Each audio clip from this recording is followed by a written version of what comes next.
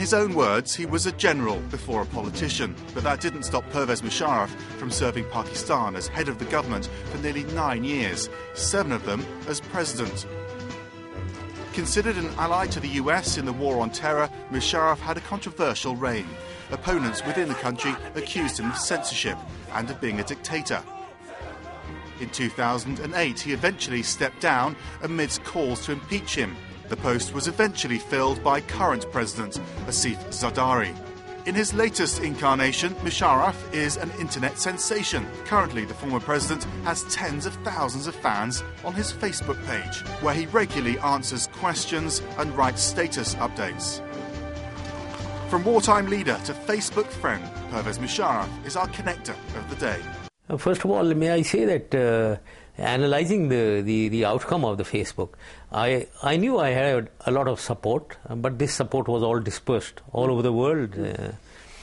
I always thought that dispersed support is weak support. Collectivized support is strong support. So it is the medium of the Facebook which provided the connectivity to collectivize all the support. I mean, that is how I take it. So therefore, I am very grateful to the Facebook for collectivizing all the support that I have now. On Facebook itself, you have said that you are a strong believer in freedom of the print and electronic media, and yet, at least at the end of your tenure, your time in power was defined by sort of clampdown after clampdown on the media. So when did you have the change of heart, as it were? No, there's no change of heart at all. I always believe in the freedom of the media.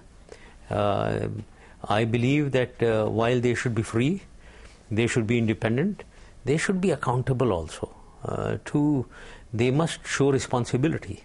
All right, well, we've got lots of questions from viewers. And Wakas, who represents what dozens of people have asked on our website, the Connect the World website, is that many of your supporters want you to return to Pakistani politics. Do you have any plans to return?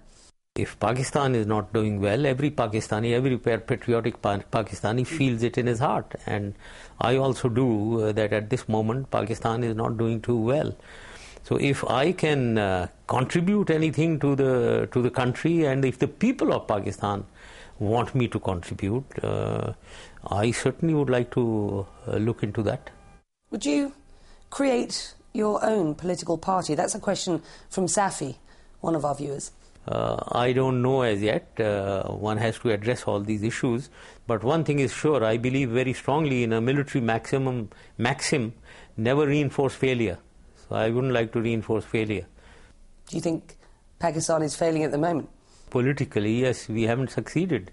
The politics in Pakistan, democracy in Pakistan has not really ever been very successful.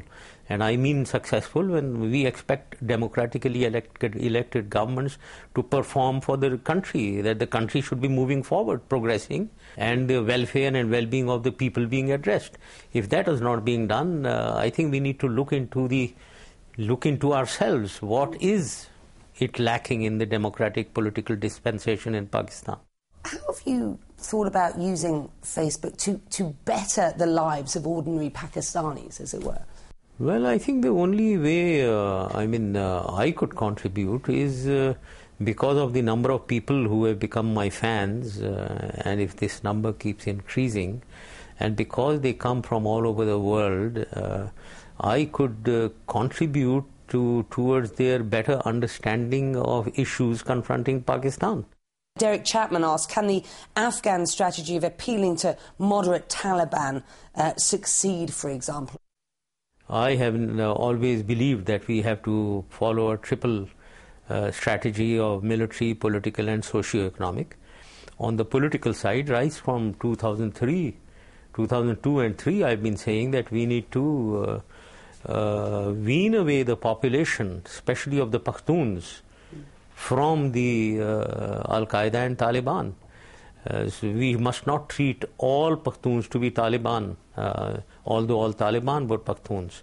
So I've been talking of the majority of the Pakhtuns to be weaned away, and deals to be struck with the saner elements in the Pakhtun who maybe have don't have any ideological connections with the Taliban. Now, what they really mean by moderate Taliban, I really don't know. So we need to look into the Pakhtun, which is 50% of Afghanistan, to draw away the Pakhtuns from militancy. A couple more of the questions coming in to the Connect the World site. What would you give up for an India-Pakistan peace process? I think it's the most critical thing. India-Pakistan peace is required from international point of view, because internationally we are considered a nuclear flashpoint. It is very important from regional point of view, because SAARC, the regional organization, is impotent because of the Indo-Pakistan conflict. And it is important from bilateral point of view. There is so much to gain bilaterally by both India and Pakistan through peace, and so much that we are losing because of this confrontationist approach. Last one of our viewer questions, Sulav says, what were you better at being, a diplomat or an army chief? Well, I would like to believe an army chief. I'm a fighter, and I loved my uniform, and I loved leading my men. I loved them. Do you miss the diplomacy at all? Diplomacy doesn't come very naturally to me. I'm too straight. I'm a very straight talker. And diplomats, I think, maybe they ought to be talking straight. I'm not cut for diplomacy, I think.